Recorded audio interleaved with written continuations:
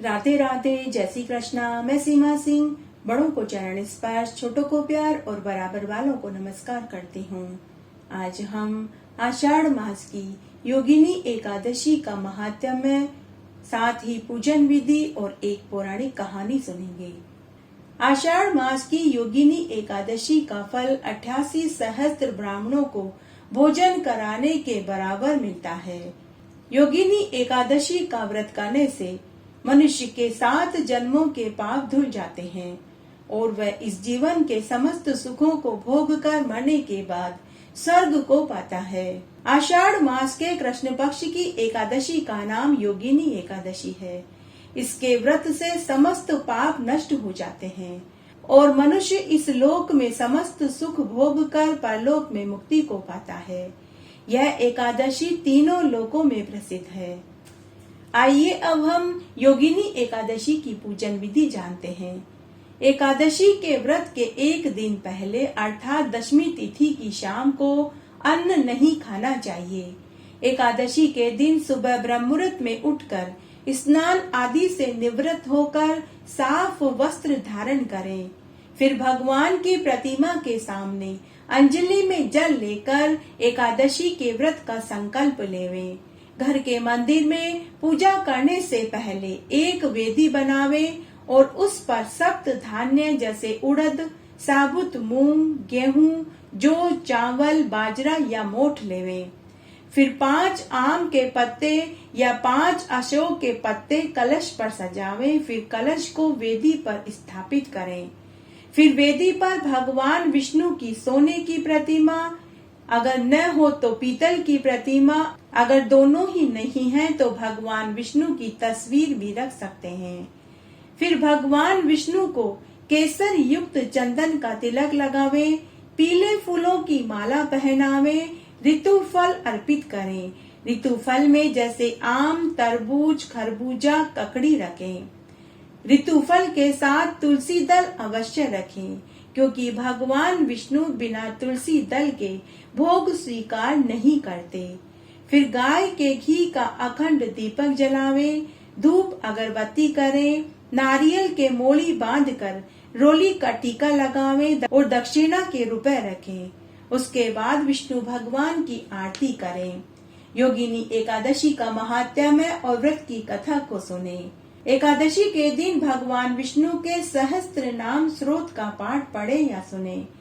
संध्या के समय पुनः विष्णु भगवान की आरती करें। झूठ चोरी पर निंदा से बचें, किसी के दिल को ठेस न पहुंचावें, ब्रह्मचर्य का पालन करें, रात्रि जागरण करके भजन कीर्तन में समय बितावें। दूसरे दिन द्वादशी को एक ब्राह्मण को भोजन खिलाकर अपनी सामर्थ्य अनुसार दान दक्षिणा देवें। अगर यह संभव न हो तो मंदिर में सीधा भिजवावे। सीधे में आटा, घी, नमक, मिर्च, आलू और दक्षिणा के रुपए रखें। उसके बाद व्रती मनुष्य को व्रत खोलना चाहिए। आइए अब हम योगिनी एकादशी की व्रत कथा को सुनते हैं। एक बार धर्मराज युधिष्ठिर भगवान श्री कृष्ण से पूछने लगे कि हे जनार्दन, अब आप कृपा करके आषाढ़ माह के कृष्ण पक्ष की योगिनी एकादशी का महात्म्य सुनाइए। तब भगवान श्री कृष्ण युधिष्ठिर से बोले कि हे राजन, आषाढ़ माह के कृष्ण पक्ष की एकादशी का नाम योगिनी एकादशी है। इसके व्रत से समस्त पाप नष्ट हो जाते हैं और व्रती मनुष्य इस लोक में सुख भोग कर परलोक में मुक्ति को पाता है। हे युधिष्ठिर, यह एकादशी तीनों लोकों में प्रसिद्ध है। भगवान श्री कृष्ण युधिष्ठिर से आगे बोले कि हे राजन, इस संबंध में मैं तुम्हें एक पौराणिक कथा सुनाता हूँ, तुम ध्यान से सुनो। अलकापुरी नाम की एक नगरी में एक कुबेर नाम का राजा राज्य करता था। वह शिव भक्त था। उसकी पूजा के लिए एक माली पुष्प लाकर देता था। उस माली का नाम हेम पुष्प माली था। उसकी विशालाक्षा नाम की एक अत्यंत सुंदर स्त्री थी। एक दिन वह मानसरोवर पर पुष्प लेने गया, परंतु अपनी स्त्री को वहां रमण करते हुए देखकर वह हेम पुष्प माली कामासक्त हो गया। उसने पुष्पों को वहीं रख दिया और अपनी स्त्री के साथ रमण करने लगा और वह दोपहर तक राजा के पास पुष्प लेकर नहीं पहुंचा। जब राजा कुबेर को उसकी राह देखते देखते दोपहर हो गई, तो राजा ने अपने सेवकों को आज्ञा दी कि तुम लोग जाकर हेममाली का पता लगाओ कि वह अभी तक पुष्प लेकर क्यों नहीं आया। जब यक्षों ने उसका पता लगाया तो वे राजा के पास आए और बोले कि हे राजन, वह माली तो अभी तक अपनी स्त्री के साथ रमण कर रहा है। यक्षों की इस बात को सुनकर हेममाली राजा कुबेर के सम्मुख डर से कपकपाता हुआ उपस्थित हो गया और हाथ जोड़कर नजरें नीची करके खड़ा हो गया। उसे देखकर राजा कुबेर को महान क्रोध आया। राजा कुबेर ने हेममाली से कहा कि हे पापी, महान नीच कामी, तूने मेरे पूजनीय ईश्वरों के भी ईश्वर महादेव जी का अनादर किया है, इसलिए मैं तुझे शाप देता हूँ कि तू स्त्री का वियोग भोगेगा और मृत्युलोक में जाकर कोढ़ी होगा। राजा कुबेर के शाप से वह हेममाली उसी क्षण स्वर्ग से पृथ्वी पर गिर पड़ा और कोढ़ी हो गया। उसकी स्त्री भी उसी समय अंतर्ध्यान हो गई। मृत्युलोक में जाकर उसने महान दुख भोगे, परंतु शिवजी की भक्ति के प्रभाव से उसकी बुद्धि मलिन नहीं हुई। वह हिमाचल पर्वत की ओर चल दिया। वहां पर चलते चलते वह मार्कंडे ऋषि के आश्रम में पहुंचा। वह ऋषि अत्यंत ही वृद्ध और तपशाली थे। उनके आश्रम की शोभा देखते ही बनती थी। उनको देखकर वह हेममाली वहां गया और उनको प्रणाम करके उनके चरणों में गिर पड़ा। उसको देखकर मार्कंडेय ऋषि बोले कि अरे, तूने कौन से कुकर्म किए हैं जिससे कि तू कोढ़ी हुआ और तुझे महान दुख भोगना पड़ा। इस पर हेममाली बोला कि हे मुनिवर, मैं यक्ष दान राजा कुबेर का सेवक हूँ। मैं राजा को पूजा के लिए नित्य प्रति मानसरोवर से पुष्प लाकर देता था। एक दिन अपनी स्त्री के साथ विहार करते करते मुझे देर हो गई और दोपहर तक राजा की पूजा के लिए पुष्प लेकर नहीं पहुंच सका, तो उन्होंने मुझे शाप दिया कि तू अपनी स्त्री का वियोग भोगेगा और मृत्यु लोक में जाकर कोढ़ी बनकर दुख भोगेगा। हे मुनिवर, मैं उसी पाप दोष के कारण कोढ़ी हो गया हूँ और महान दुख भोग रहा हूँ। अतः अब आप कोई ऐसा उपाय बताइए कि जिससे मुझे मुक्ति मिल सके। इस पर मार्कंडेय ऋषि बोले कि अरे भाई, तूने मेरे सामने सत्य वचन कहे हैं, इसलिए मैं तेरे उद्धार के लिए एक व्रत बताता हूँ। यदि तू आषाढ़ माह के कृष्ण पक्ष की योगिनी एकादशी का व्रत पूरे नियम और धर्म से करेगा तो तेरे सभी पाप नष्ट हो जाएंगे। इस पर हेममाली बहुत प्रसन्न हुआ। उसने मुनि के वचनों के अनुसार योगिनी एकादशी का पूजन किया और व्रत किया, जिसके प्रभाव से वह अपने पुराने रूप को पुनः प्राप्त हो गया और अपनी स्त्री के साथ रमण करने लगा। इस एकादशी के व्रत का फल 88 सहस्त्र ब्राह्मणों को भोजन कराने के बराबर मिलता है। इसके व्रत से समस्त पाप धुल जाते हैं और मरने के बाद स्वर्गलोक की प्राप्ति होती है। आइए अब हम राजा हरिश्चंद्र की एक पौराणिक कथा को सुनते हैं। बहुत समय पहले अयोध्या में राजा हरिश्चंद्र राज्य करते थे। उनकी पत्नी का नाम तारामती और पुत्र का नाम रोहित था। राजा बड़े ही बुद्धिमान, न्याय प्रिय और दान प्रिय थे। लोग उनकी उदारता, सत्यवादिता और दानवीरता का उदाहरण दिया करते थे। जो कोई भी व्यक्ति उनके दरबार में जिस इच्छा से आता था तो वह खाली हाथ नहीं लौटता था। तब एक बार ऋषि विश्वामित्र उनके दरबार में आए।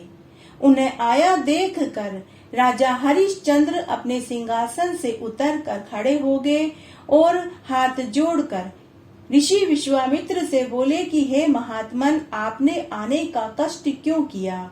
मुझे सेवा में बुलवा लिया होता। तब ऋषि विश्वामित्र ने कहा कि हे राजन, मैंने सुना है कि आपके पास जो कोई भी जिस चीज को मांगने आता है, आप उसकी वही इच्छा पूरी कर देते हो। क्या आप मेरी एक इच्छा पूरी कर पाएंगे? तब राजा हरिश्चंद्र ने कहा कि हे महात्मन, आप आज्ञा करें, मैं देने को तैयार हूँ। तब विश्वामित्र ने कहा कि हे राजन, मुझे राजसूय यज्ञ करवाना है, उसके लिए मुझे धन की आवश्यकता है। तब राजा हरिश्चंद्र ने कहा कि हे महात्मन, आप बताइए आपको कितनी स्वर्ण मुद्राएं चाहिए। तब विश्वामित्र बोले कि अरे राजन, आप अपने हाथी, घोड़े, ऊंट, रथ, रत्नों से भरा राजकोष और अपनी चतुर्गनी सेना और अपना संपूर्ण राज्य मुझे दान में दे दीजिए।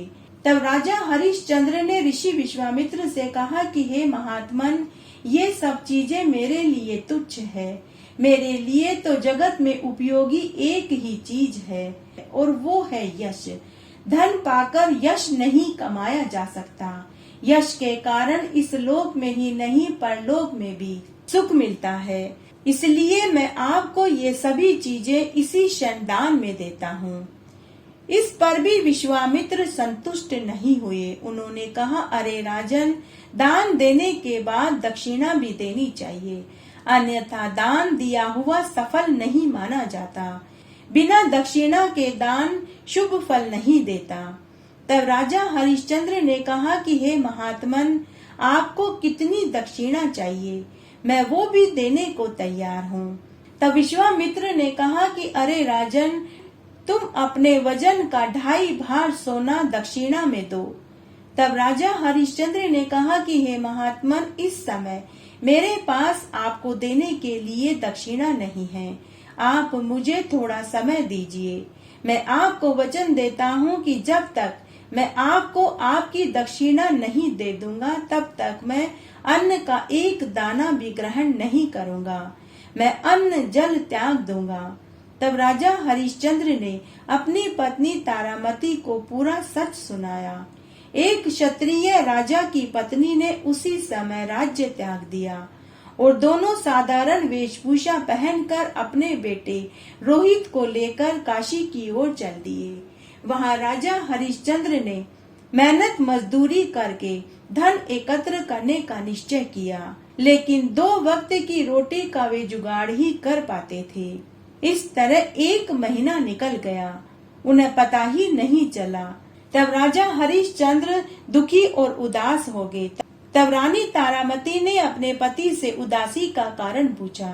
तब राजा हरिश्चंद्र ने अपनी पत्नी तारामती से कहा कि मैंने ऋषि विश्वामित्र को अपने वजन का 2.5 भार सोना दक्षिणा में देने का वचन दिया है, परंतु मैं तो मेहनत मजदूरी करके 2 वक्त की रोटी का जुगाड़ कर पाऊं इतना ही कमा पाता हूँ। धन तो मैं एकत्र ही नहीं कर पा रहा। तब रानी तारामती अपने पति से बोली कि हे प्रभु, काशी में बहुत ज्ञानी, विद्वान और महात्मा ब्राह्मण रहते हैं, आप उनसे धन की भीख मांग लाइए। तब राजा हरिश्चंद्र बोले कि हे प्रिय, मैं एक क्षत्रिय राजा हूँ। दान देना, यज्ञ करवाना, गरीबों निसहायों की मदद करना, ब्राह्मणों को दान दक्षिणा देना मेरा परम धर्म है। लेकिन मैं राजा होकर ब्राह्मणों और विद्वानों से धन की भीख मांगना मुझे शोभा नहीं देता। ऐसा बोलने से पहले मेरी जीभ के 2 टुकड़े क्यों न हो जाए। हे गजगामिनी, मैं ऐसा सोच भी नहीं सकता। तब रानी तारामती बोली कि हे प्रभु, अब आप एक कार्य कीजिए। मैं आपकी निजी संपत्ति हूँ, आप मुझे बेच दीजिए और उससे मिले धन को आप विश्वामित्र को दे देना। तब राजा हरिश्चंद्र और भी दुखी हो गए। रानी तारामती की इस बात को सुनकर राजा अचेत हो गए। थोड़ी देर बाद मूर्छा खुली तो राजा ने कहा कि हे शुचि स्मते, मैं तुम्हें कैसे बेच सकता हूँ। मेरे धैर्य का बांध टूटता जा रहा है। राजा रानी उस दिन बहुत रोए। तभी रोहित ने कहा कि माँ, पिताजी, मुझे भोजन चाहिए। मुझे बहुत जोर की भूख लगी है, मेरी जीभ सूख रही है। तभी वहाँ विश्वामित्र आ धमके। उनका क्रोध 7वें आसमान पर था। उस समय वे किसी यमराज से कम नहीं लग रहे थे। ऋषि विश्वामित्र क्रोधित होते हुए, गुस्से में तिल मिलाते हुए राजा हरिश्चंद्र से बोले कि अरे राजन, तुम्हें मेरी दक्षिणा याद है या नहीं, या तुम भूल गए हो। मुझे मेरी दक्षिणा दो, या फिर अपने सत्यवादी होने का ढोंग समाप्त करो। तब राजा हरिश्चंद्र ने कहा कि हे महात्मन, 100 अश्वमेध यज्ञ तराजू के एक पलड़े में और सत्य तराजू के दूसरे पलड़े में रख दोगे तो भी सत्य का पलड़ा ही भारी बैठेगा। मैं अपने सत्य को नहीं झुठला सकता। तब विश्वामित्र ने राजा हरिश्चंद्र से कहा कि अरे राजन, मुझे इन बातों से क्या लेना देना, तुम तो मेरी दक्षिणा दो। अगर तुमने मेरी दक्षिणा नहीं दी तो मैं तुम्हें शाप दे दूंगा। तब राजा हरिश्चंद्र ने कहा कि हे महात्मन, यह सत्य है कि 1 महीना पूरा हो गया, लेकिन अभी आधा दिन शेष है। तब तक मैं आपकी दक्षिणा का बंदोबस्त कर दूंगा। तब विश्वामित्र ने राजा से कहा कि अरे राजन, ऐसा ही होना चाहिए। ऐसा कहकर विश्वामित्र वहां से चले गए। तब रानी तारामती अपने पति से बोली कि हे स्वामी, आप मेरी प्रार्थना को स्वीकार कर लीजिए।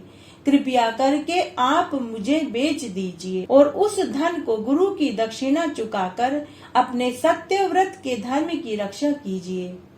रानी के बार बार प्रेरित करने पर राजा हरिश्चंद्र ने कहा कि हे भद्रे, मैं एक अत्यंत निष्ठुर पति और पिता कहलाऊंगा।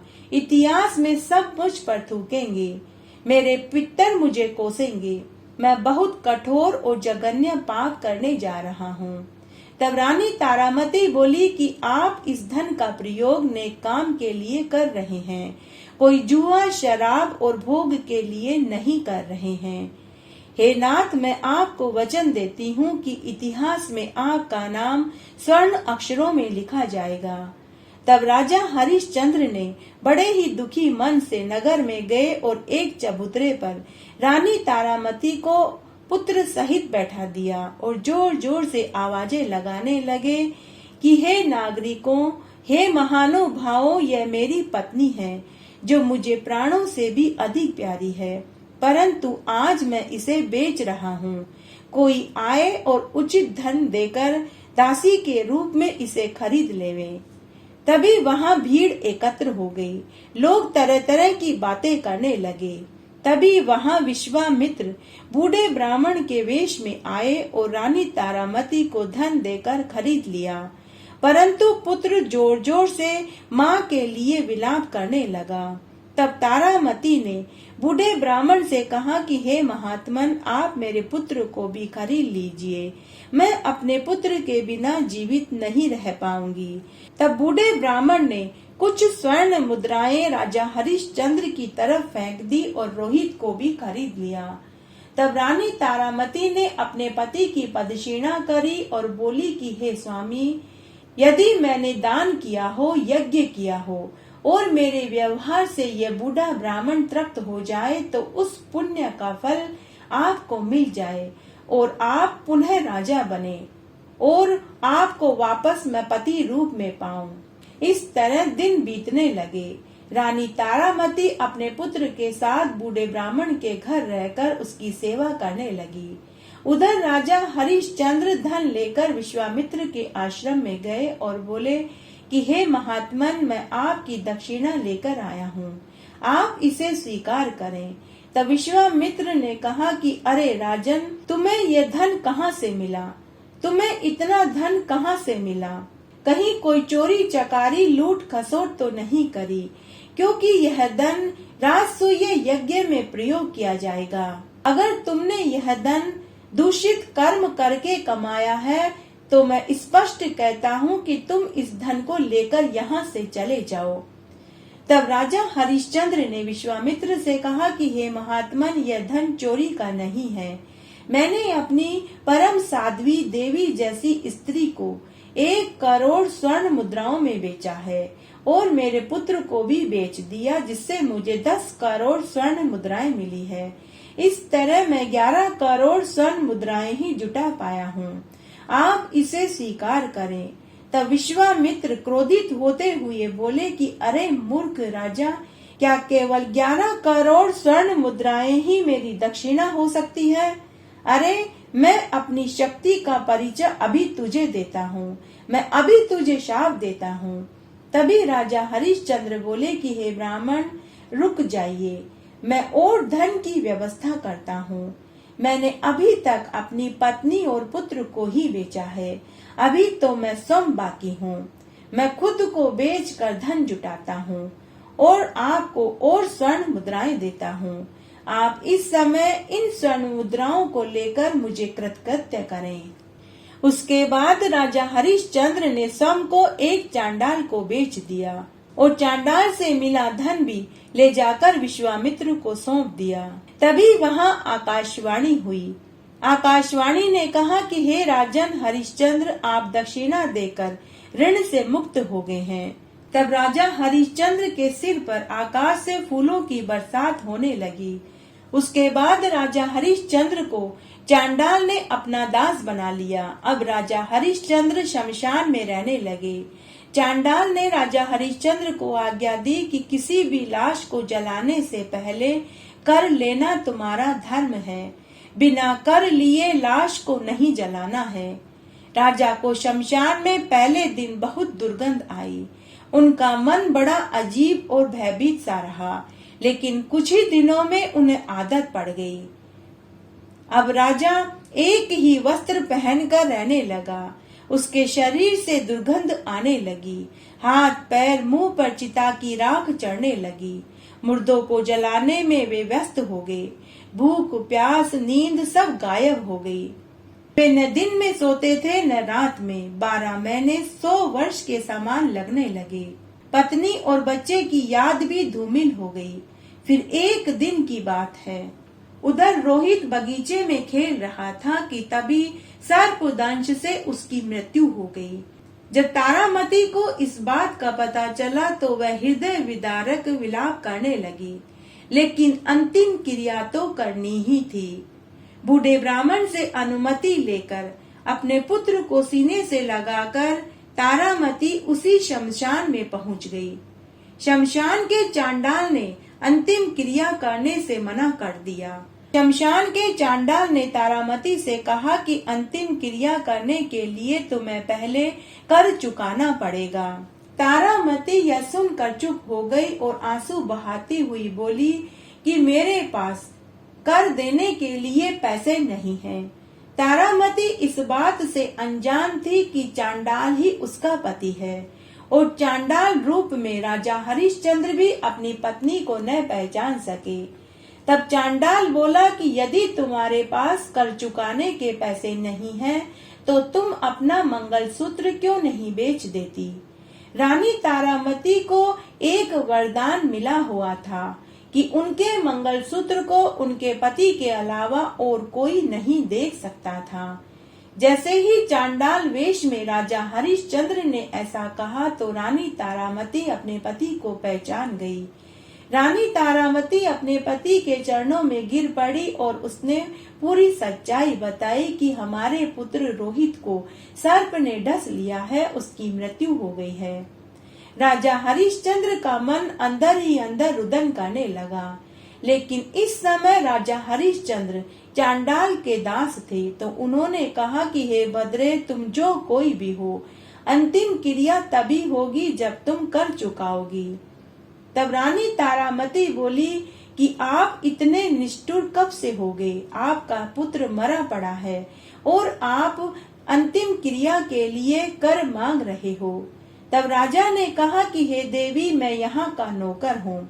मुझे आज्ञा दी गई है कि मैं लाश को जलाने से पहले कर लूं, इसलिए हे देवी, कर चुकाए बिना मैं अंतिम क्रिया नहीं कर सकता।